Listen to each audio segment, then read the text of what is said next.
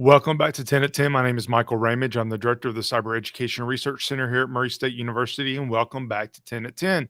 10 at 10 is brought to you through a partnership between Murray State University, Grow West, the Technology Council of West Kentucky, KY Innovation, and our local partner, Sprocket Innovation in Paducah, and the Kentucky Innovation Station in Madisonville.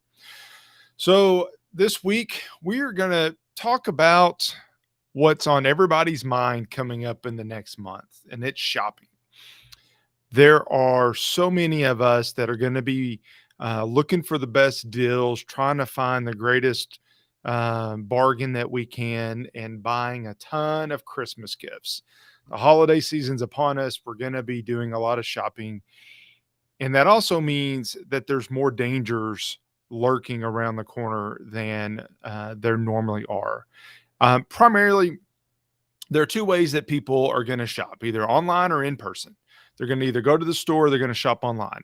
This week, I want to share some tips for those people that are going to be shopping online.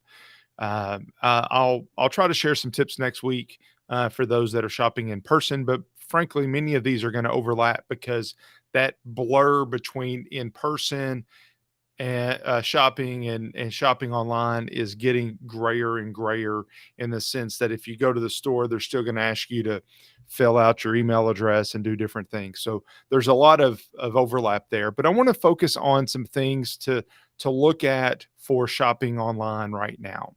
And these are coming to us from CISA. CISA is the agency that provides cybersecurity tips for government and individuals across the country. It's a federal agency, and so I'm just taking these tips from them, but I want to add a little bit of context to them as well. So let me do the first one. This should be obvious. Tip number one: do business with reputable vendors. We want to find the best deal. We want to find that unique gift. We want to find those things that make us look a little bit different than everybody else, and so we often go to places that aren't your normal Amazon or Target or Best Buy type of places. Well, that's fine, and I want you to be unique and give great gifts, but I also want you to be careful, because just because the gift looks unique and looks creative, or it's the best deal anywhere on the web, doesn't mean it's a reputable organization, and frankly, doesn't mean that it's a real offer. Uh, Hackers can get advertisement on Facebook just like in a reputable business. So you just have to be very careful about who you're doing business with. Is it somebody that you should be doing business with, or is it something that you need to be leery of? I'll let you be the judge of that, but that's something to make sure of. Another one. Uh, Make sure your information is encrypted. So, what I mean by that is that if you look on your web browser, next to your URL, it's going to say HTTP colon slash slash. If you're doing a financial transaction, if you're doing something that you think is secure, then it needs to have an HTTPS, not just the PS. That means that it's secure. Also, there's an icon next to it that typically, if it's unsecured, then there'll be a lock that's open. If it is secure, that lock will be closed. Those are some ways to look at that. Now, can a hacker fake it? Sure. But most of the time, if you see that lock is closed and it says HTTPS, those are two pretty good indicators that you are probably okay in your transactions. Here's another one. Be wary of emails requesting information. So many of us are shopping right now, and actually maybe you're doing some shopping and your spouse is doing some shopping, or your kids are doing some shopping, or your parents are doing some shopping, and it's all kind of related. Maybe you're even sharing the same email address in some of this. What happens is we'll see an email that says it's from Target and that they need this piece of information. Well, first of all, it is very likely that somebody in my family has shopped at Target recently. So it's possible that Target is sending me information or sending me an email, um, or at least I could logically get to that point. Well, the reality is, most of the time, very, very rarely, I would probably say never, is a company going to email you, ask you to click a link in the email and fill out information. If you think Target has actually sent you an email, go to the Target website, put the information in there. Or if PayPal is sending you something, or eBay is sending you something, or Amazon is sending you something, go to the website, log in like you normally would if you were shopping there, put the information in there, then you can be sure that it's not a phishing attempt. It's not a scam, because a lot of times, most of the time, the vast majority of the time, it's a scam. So you want to be careful about that.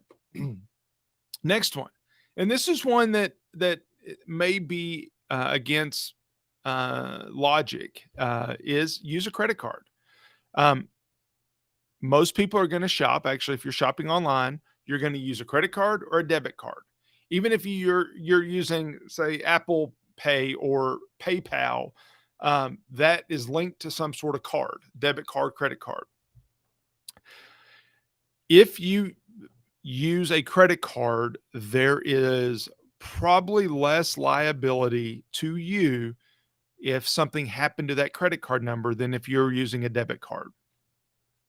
A lot of particularly community banks are going to try to make you whole. Some of the bigger banks, if you're using a debit card, they're going to hold you responsible for overdraft fees or some of these other things that um, you wouldn't necessarily have to address if you're using a credit card.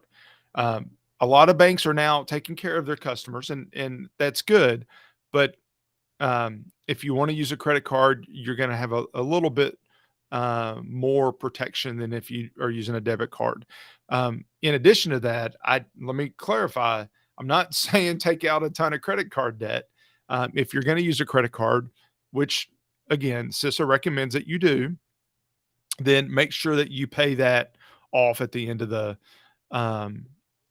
end of the month. You don't want to carry debt if you don't have to. Uh, Check your shopping app settings. Tip number 5, check your settings. And what that means is that depending on how your shopping app is set up, if you have information stored in your app, which is really connected to an online database, and somebody breaks into your app, if they purchase a lot of stuff with your app, then you're probably liable unless there's specific terms of use that say that you're not. So be careful what you are storing in your app and what your settings look like in your app. I don't recommend storing your credit card in an app. I know it's inconvenient to type it in every time, but it's going to provide you a little bit more protection. One of the other things that I'll say, just a couple tips left. Check your statements. Right now, particularly this time of the year. Now, you should be doing this all the time.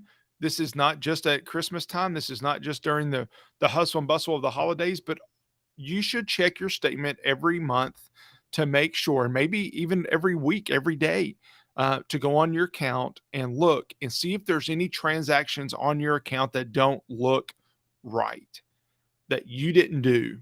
And yes, everybody's trying to buy gifts and be secret and surprise your family members, and that's fine. You don't necessarily have to know what it was for, but ask your spouse. Say, "Hey, did you buy this? Did you spend $85 at Walmart?" They don't tell you what the $85 was for, but just make sure that they're legit expenses. Because if you're not keeping track of that, pretty quickly, if somebody steals your information, they could be off to the races and buying stuff on your account.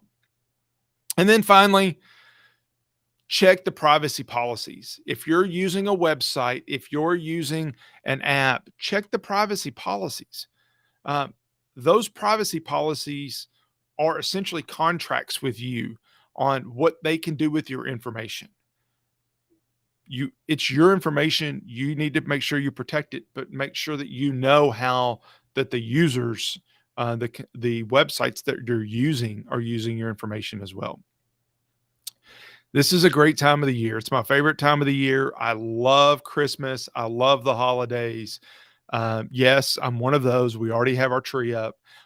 We love it, but also I want it to be a great time for you and your family. I don't want you to be the victim of identity theft. I don't want you to be the victim of somebody using your financial or personal information for their gain and your loss. So be careful, stay safe, and enjoy this time of the year.